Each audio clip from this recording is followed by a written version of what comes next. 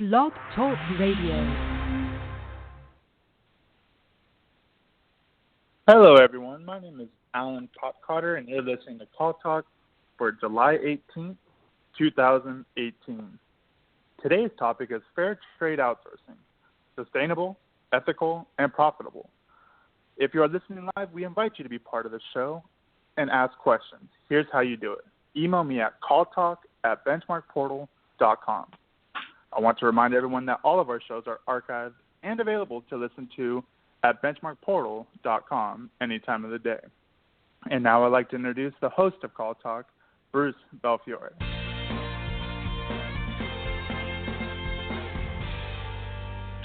Thank you, Alan, and welcome back to Call Talk, everyone. You know, we all know that call centers are notoriously difficult places no matter where they're located.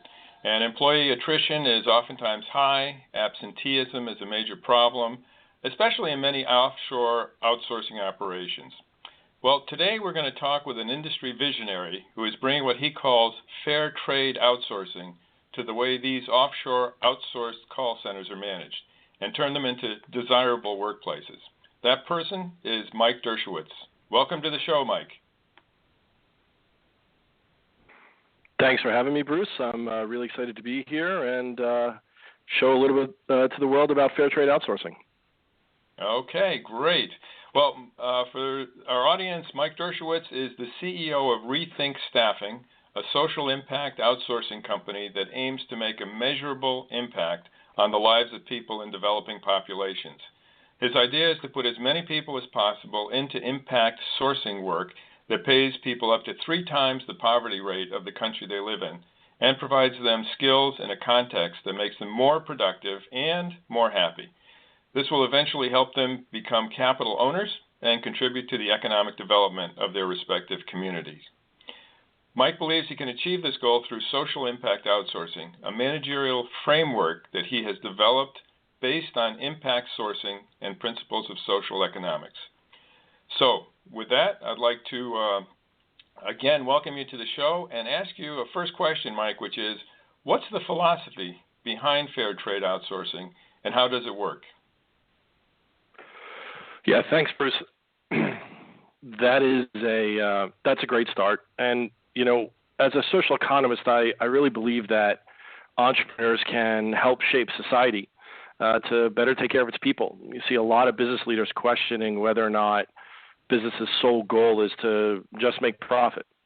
There's a famous man in England back in the 18th century by the name of Robert Owen, whose ideas inspired me to create our own version of what he called New Harmony in my chosen industry, the outsourcing industry. I've come to call it fair trade outsourcing, which combines the principles of fair trade and impact sourcing and applies them to how call centers are managed today. So, you know, I really believe that to have a clear understanding of how fair trade outsourcing works, we need to look back at history. So in the 1790s, it was the height of the Industrial Revolution in England, and capitalists at the time who were solely focused on profit ran their mills really as sweatshops. Long hours, dangerous working conditions, and low pay. Child labor was very, very common, and drunkenness at work was expected. It was really hell on earth. But there was a textile mill owner in Scotland named Robert Owen who had a different vision. Owen's mills were safe, they were well-functioning, and they were full of the most modern machinery and safety precautions of the day. In other mills, 12 to 16-hour days were common, but Owen actually invented the 8-hour workday, and he summarized his philosophy of what he wanted for his workers as 8 hours of labor, 8 hours of leisure, and 8 hours of rest. Owen eventually showed us that an almost symbiotic relationship exists between worker satisfaction and revenue growth. I'm a big devotee of Muhammad Yunus, the Nobel Prize-winning economist who founded Grameen Bank, is often called the banker to the poor. And in his latest book, A World of Three Zeros, Yunus makes a similar point, and he discusses specifically how to reduce global youth unemployment by saying that humans will and always will yearn to be productive, creative, and to progress throughout their lives. This drive, really inherent in humanity, to create and be productive leads to external gains in the economy and for the individual, such as increased income and ultimately greater profits. And so contemporary ideas like impact sourcing and agent happiness are built on these philosophies that try and combine the power of labor and capital symbiotically to produce results that surpass people's expectations. You know, we've all heard of the company who just seems to be able to do it in a way that its competitors can't. We often call them the most admired companies. And when you really peek under the hood, you'll see that what they've done is they've really figured out how to get the best out of their people in a way that makes their people the happiest. And so Owen's ideas are pretty historical, and they ended up being very sustainable, ethical, and are they profitable? The answer is hell yeah. In fact, in a lot of cases, treating your people well is more profitable than treating them poorly. So Owen's lessons, he taught us a number of different things, but the first thing was that he knew that humans inherently wanted to progress in their lives. So in his mills, he started training programs that taught them skills other than the rote mill work. That was the only means of making a living for the poor, uneducated classes. He eventually started building entire communities for his workers so he could ensure their health and safety. He gave them housing, he built them schools, and eventually churches. And Owen realized that if his workers felt safe at work, could advance in their lives, and feel valued, they would be happier, more productive, and take more ownership of their work. And they would be rewarded with economic and personal progress, and he would be rewarded for making the conditions for their success possible. Because of that, his mill quickly grew to be one of the largest, most productive and profitable in England by 1810. That's me, great. I was just going to say that's great background and really a great lesson too. I mean, I think humans, in general, as they go through different stages of development, need to come to terms with how progress is actually metabolized and then actually optimized. And certainly he did that in terms of the Industrial Revolution.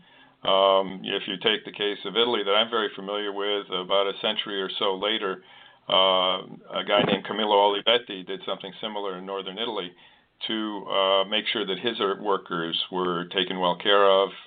It was, if you were a parent, then that was taken into account. The housing was something that the company took care of, but it wasn't a company town type of thing where they tried to keep you in. They just tried to keep you progressing. So all very, very interesting things, and things that in terms of management practices in contact centers today can bring home a lot of the management lessons that we try to do, but we don't always do as well as we could. Let me let you finish there, and I'll ask you to, how this can be applied specifically to our industry. Yeah, I mean, to me, Owen's ideas are just as applicable today as they were 2 centuries ago.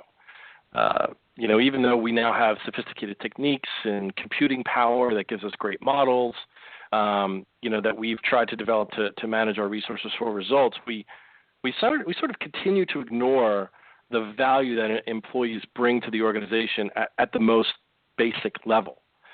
We kind of ignore their humanity sometimes, and it's kind of sadder that one of the most people-intensive industries in the world, call centers, are really kind of can be some of the worst culprits of this type of neglect.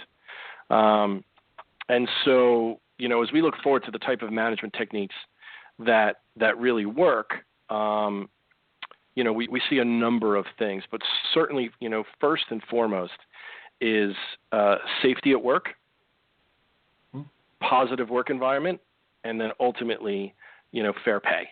And to me, fair trade is, we call it fair trade because the fair trade movement really came out of this concept of, producers and suppliers working together to set equitable pricing for goods in markets. And for us, that means making sure that call center agents are paid in a way that doesn't make them, really poor or underprivileged in some format in their economies, in their respective societies. And so we do a lot with benchmarking pay and whatnot. Mm-hmm. And so there's this combination of the culture. I think a lot of what you talk about goes to culture that really needs to start at the top in terms of a vision of the kind that you have, and that probably needs to be thought about by more leaders in our industry. And then the basics, which are compensation and communication and how all these things are brought across to people. Would you agree with that? Yeah, absolutely. I mean, especially I think in today's environment, unless the people at the top, whether it's the director of a call center or even above, unless they have the courage to say, look, we need to treat people in a certain way, in a better way, in order to really achieve the goals of our business and to really help serve our customers, I don't think it changes.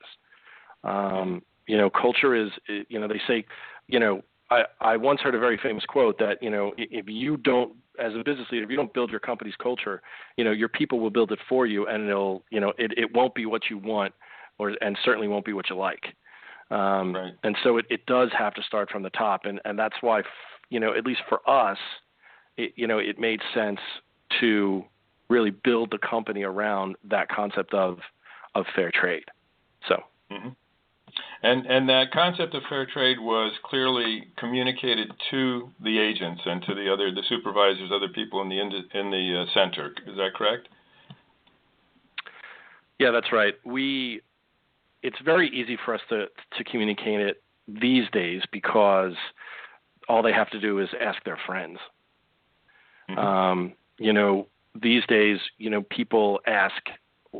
I think if you're a call center manager, especially if you're in a geographic area where you compete for call center, for agents, for labor, your reputation is everything. And if there's bad stuff on the street about you, people are going to hear about it.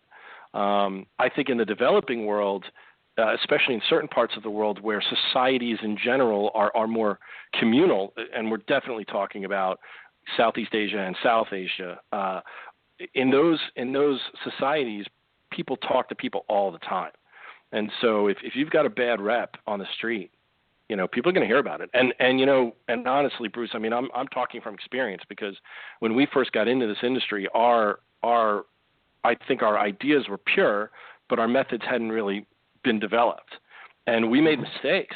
And, we made mistakes in hiring managers that we didn't give clear direction to, that unfortunately didn't have good hearts, and they caused some trouble. And we had to take some drastic action to repair, and we did.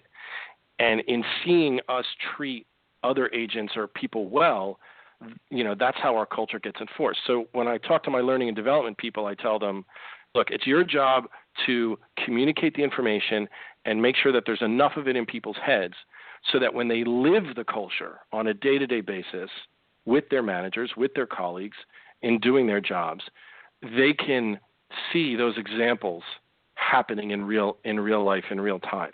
And until they experience a piece of your culture, they don't really understand the company culture. But if you don't do the work up front to know what it is and to communicate it, they're not going to know, and they're not going to recognize it when it happens. Mm-hmm. Yep. And some of the things that work with call centers in this country, which are, for instance, making sure you have very good lines of communication with senior managers, open door, make sure that people understand what the metrics are that they're looking at, what the accountability is, and asking them for their input so that they actually become part of the process. In the kind of context that you're talking about overseas, and I know that you're particularly familiar with the Philippines, is it the same thing? Have you found that the same techniques are the ones that create engagement, that make it so that people do feel part of it and part of a culture that's lifting them up? So we at Rethink Staffing, we have a core piece of our culture which we call the Agent Bill of Rights, and it is it is really 10 statements, 10 rights that I wrote to try and communicate what we were promising our agents at our core. And right number 5 is your managers will listen to you, and hear what you have to say. And so we felt so strongly about the communication aspect that we enshrined it as a right for our agents. And that honestly has made one of the biggest differences in the world, to the point where when we do employee sat surveys, we hear the fact that managers actually listen as core. So I don't think in this day and age a people-heavy company can survive without transparent and clear communication, both from the bottom up and the top down. Mm-hmm. Mm-hmm. And I guess to fully answer your question, it doesn't matter where in the world that company is. Because at our core, humans are intelligent, incredibly perceptive beings, and they need to know what's going on. Otherwise, they'll go someplace where they do know what's going on. Right. One of the things, we did a survey, or a bunch of surveys actually. We did a study that involved 5,000 agents, and one of the key things that came through was, in terms of culture and in terms of contentedness, was trust. And if you dig down into trust, a big part of that is communication, and communication that's consistent and that people can rely on in terms of what they're thinking about you and how they're planning their lives and how they're feeling about the company. So really interesting. Now, Mike, you've been doing this for some time now. One of the things that your philosophy wants to promise is sustainability and profitability, along with the ethical component of it. So have you seen, are the results sustainable, ethical, and profitable? And can you tell us about that claim? So, to be honest, we didn't really expect this philosophy to be delivering the results it is this soon. We've really only been at this in this framework, about 30 months. And I know that, there are people listening that have been in the industry for 30 years. And so, we have this young man. I want to tell you this brief story. We have this young man working for one of our pioneering accounts for nearly, I guess he's been with us about 3 years now. He's not a college graduate, which is a big deal for Filipino employers, right? They want everyone to be college graduates. And his monthly salary is 1.7 times that of the minimum wage in the Philippines, which is good, for a call center. But because of his hard work, even at just 1.75 times that of the minimum wage, he was actually able to save enough money to buy the land that he and his family have been working on. That he and his family had been working as rice farmers, as tenant rice farmers in one of the provinces in the Philippines. And now he's actually earned enough money and saved enough where, he's built a concrete home for his family to replace the worn down nipa hut, which is kind of a native hut with temporary materials, where he and his family lived for all of his life. And what I'm most proud of about this young man is that after he got done with that, after he got done with, buying the land for his family and giving them, and making them more sustainable farmers and building them a house that doesn't blow over every time there's a typhoon, he then actually put up his own microcredit business, offering small loans to neighboring farmers. And now he's earning, he and his family are earning substantial profit from the land that they're farming, but he's also helping to ease the financial burdens of people in his community because he's not charging the usurious rates that the moneylenders in these rural communities charge. He's charging, kind of standard rates inside the Philippine economy. And so, when the thing that I think people don't understand about the potential for the call center industry is that when you give somebody a job that is benchmarked against that minimum wage, when the minimum wage is the only other option they have, when you're able to pay them X times the minimum wage, that is such a strong economic driver that it's like this domino effect on how a small, really low risk investment in a low income economy can result to generate significant social and economic gains in the life of our agents, their families, and then by extension their respective communities. I bring this young man up all the time because, he's the kind of micro lending little business that actually, again, Mohammed Yunus, a person I admire greatly, promoted through Grameen Bank. And he founded it on the principles of trust and solidarity. And it works incredibly well in close-knit communities like the Philippines because everybody knows each other. So, when you see call centers, and if we build them on this concept of impact sourcing, like what we were able to do for this young man, through our call center job, it really helps to build these deep connections between one another, between the people in this community. And this then fosters that sense of solidarity and trust. So if we can create solidarity and trust, what we get in return is a much higher level of work ownership. And that high level of work ownership is the key. And so this is a long way of saying, if you treat people well, as a call center manager, what you get is much more ownership and work. And for those call center managers that are listening, we all know what I'm talking about. I don't have to go into detail. That, in call centers that struggle, work ownership, caring about work is low. And so inherently, we come to the starting gate with a client, meaning that our people are going to do their darndest to serve that client, and by extension, that's client's customers. And not only do we see it in higher productivity and higher quality rates of work, but most tangibly, which is comparable across accounts, is that we see, historically low absenteeism and attrition rates. And both for Rethink Staffing over the last 2 years has been, 10 times below the industry average. And, we know to a large extent, I don't think we've proven it to the level of specificity or of statistical truth that, you could probably do for us, Bruce, but, we know that there is that direct connection between our philosophy, our application of that philosophy, and these results.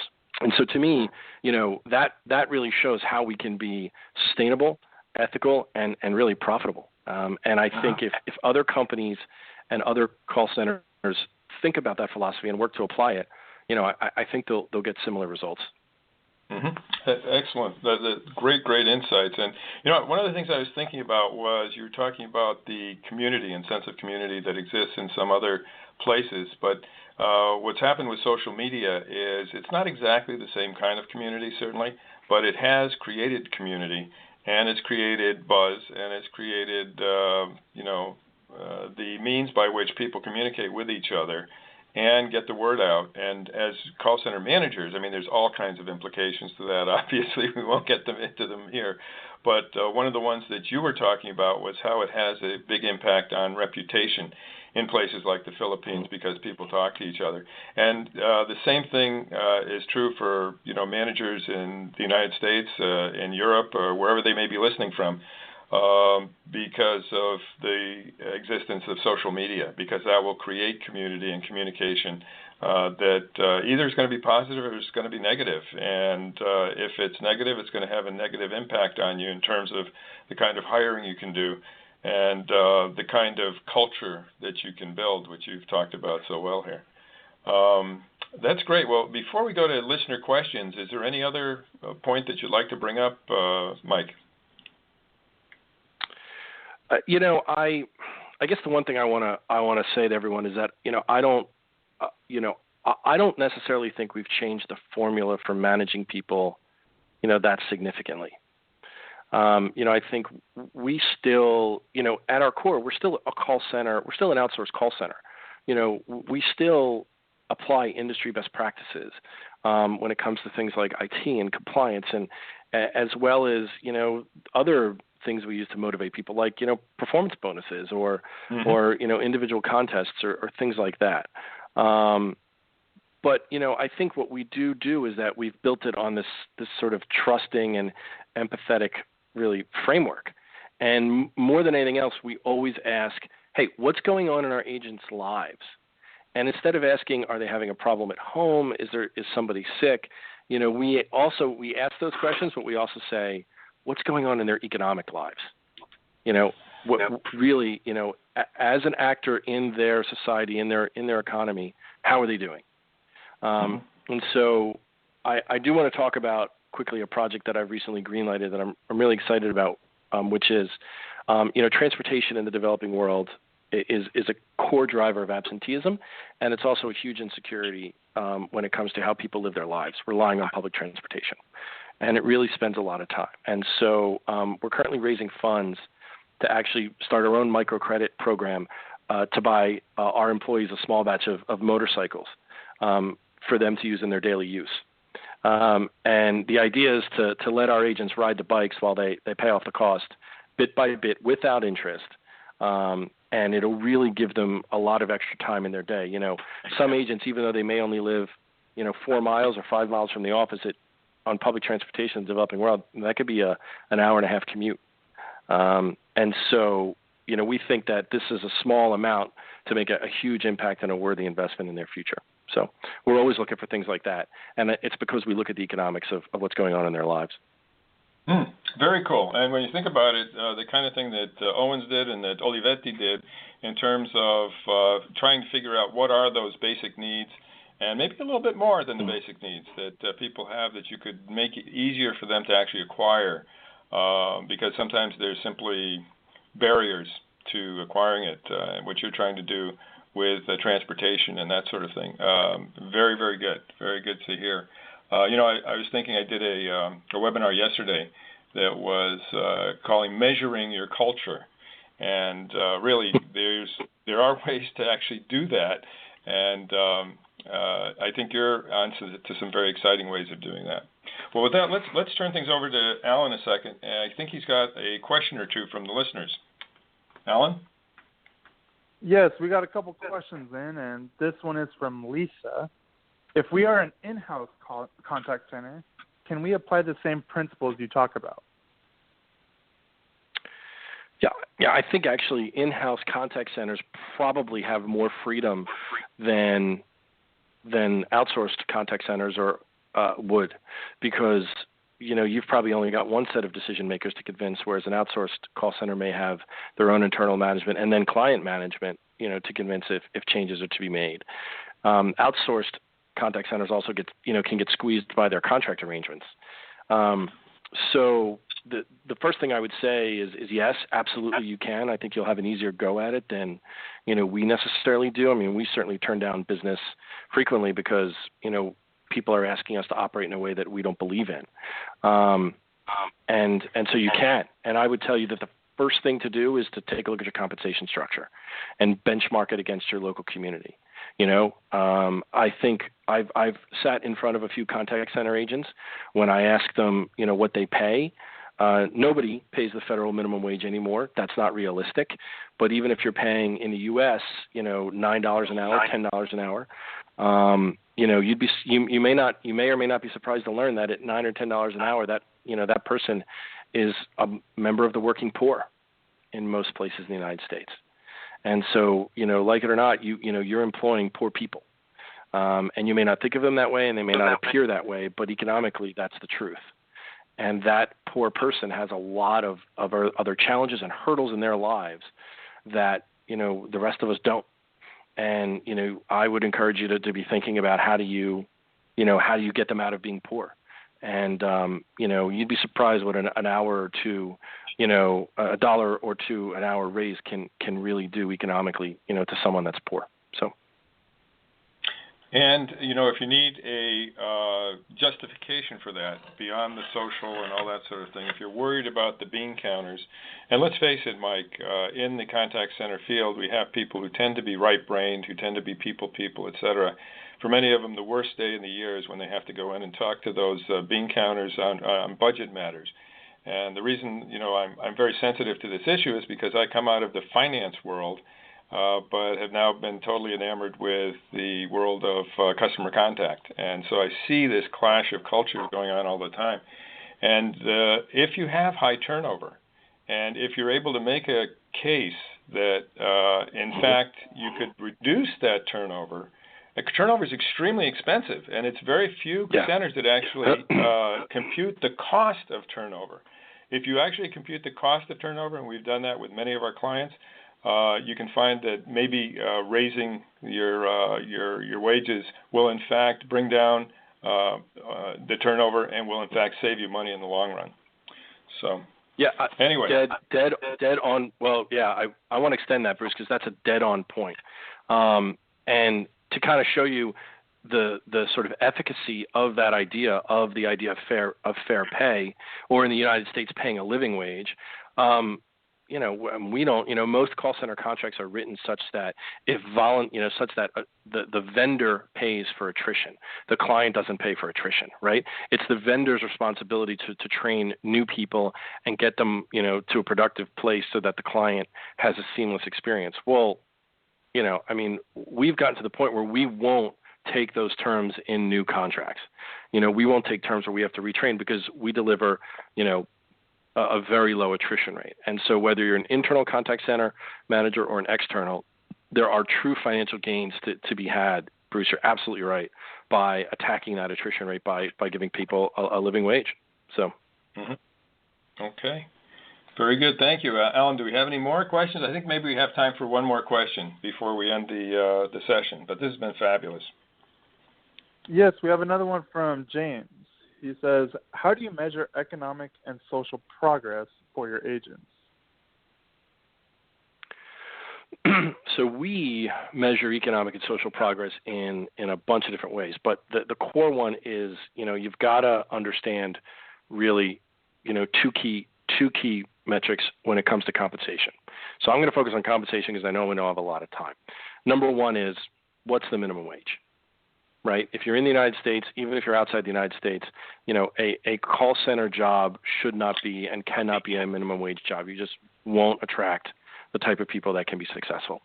The other thing you have to benchmark against is the poverty rate. Okay? When you are paying at or below the poverty rate, you are engendering problems into your workforce that you may not know or understand. For example, most people living, at poverty in whether it's in the developing world or in more economically challenged places in the United States, they're not going to be able to afford reliable transportation. They're going to have other challenges in their lives or in their family unit that is going to spill over and cause absenteeism. There are other things like that just don't happen when you have enough money to afford the basics.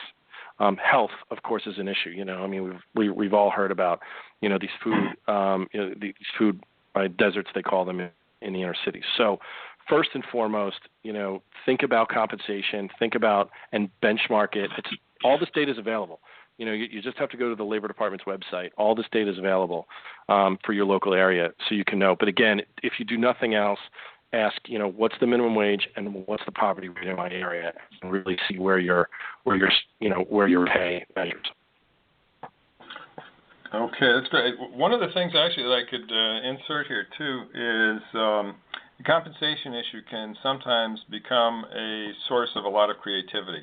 You have to be careful with it. But for instance, there was one situation where we had a client that was in an area that was growing. There were more call centers coming in. They were losing people to, a 50 cent an hour greater wage down the road type of thing. And one of the things that they did was to empower people to increase their own wages by a formula that has to be very carefully constructed. But if it's done properly, and if you have the actual tools to do it properly, can be very exciting, because an agent who is able to do things like reduce their average handle time, not by pushing people off the phone and getting them upset, but rather by being coached and trained in call handling and in efficient call closure, at the same time keeping up the customer satisfaction side of things, can actually be a way that you can split the difference. In other words, you can actually cause that person to become more productive. They can have more in their paycheck, and they can actually see where it's coming from and why. And they're also at the same time being monitored with regard to the quality aspects that you want, and adherence aspects that you want them to have. So without going into a lot of detail, if you put together attendance on a monthly basis, for instance, attendance, adherence, and their average handle times, and their quality scores, which have to be right down to the agent level in order for this whole scheme to work, then you can have a situation in which they will be able to actually impact their own their own salaries, their own pay, bring home more at the end of the month, and feel empowered to actually do a better job. So anyway, that was just a thought there. Well, this has been fabulous. It's true, and I Go sorry, ahead. Bruce. I do have to kind of say one quick thing about that. As a bit of a cautionary tale for managers, working on incentive programs, do keep in mind that, if salaries, if those incentive factors are too large a percentage of salaries in an agent, in a position of a call center agent, they're, people are still going to try and fit the budget into the minimum that they're going to earn, right? And again, we go back to the principle: if the minimum is too low against the local the local poverty rate or minimum wage, you're actually going to end up shooting yourself in the foot, which is what you said. You got to craft it very carefully, because then people, could get just sort of buried, by their inability to, or by their need to achieve the formula in order just to make their basic bills. So that, that psychology is a little bit of a boomerang effect. It can work great, or it can, it can really hurt you in a negative way. So. It does. It needs to be sort of implemented in the right way, in the right places, and with the right systems. Because the other thing is, if, for instance, your systems are not giving you the right information on those agents, and they start not trusting it, then you've just ruined it all. So that's why I say it has to be really carefully done. But since we're, one of the things about this program is we explore ideas. This has been a fabulous episode because, Mike, you've helped us to explore something in a whole new way. Really thank you for sharing this information, because you've sort of brought us into an unusual area for a lot of call center managers in terms of the discussions we have, but also sort of sharing your vision on how new realities can be made while keeping your feet on the ground in terms of all those things that we have to do as managers. So thanks very much for that. Are there any last things you'd like to say before we hand things over to Alan? No, I just, thank you very much. It was great to be here. You and I have had great discussions, at PACE conferences, and thank you for holding me intellectually accountable at times. So this was great. I'm glad that we were able to do this, and I'll look forward to our next, very lively debate. Okay, and I'm going to share with our listeners too that you're actually in Germany right now. So really, you went above and beyond in terms of being available for this. We really appreciate it, Mike. Not a problem. It's been a pleasure, and and certainly I'm in Berlin right now, which has had a lot of great ideas and thinkers, here, both good and bad, through the centuries, and so it's very inspiring. And so I'll keep doing what I'm doing, and hopefully your listeners and folks can taste what we've done and improve their own situations. Okay, good. Have a bratwurst on us. Okay, thanks very much. Okay, we'll hand things over to Alan now. Thanks again to Mike Dershowitz and Bruce Belfiore for your insightful discussion on today's show. Be sure to join us next month for another great show, or look at our huge selection of archived shows and topics at BenchmarkPortal.com. Then click on Call Talk, where you'll find over 8 seasons of this show. From all of us at Benchmark Portal, keep those headsets steady and your fingers ready. This is Alan Pockhotter signing out. Have a great day.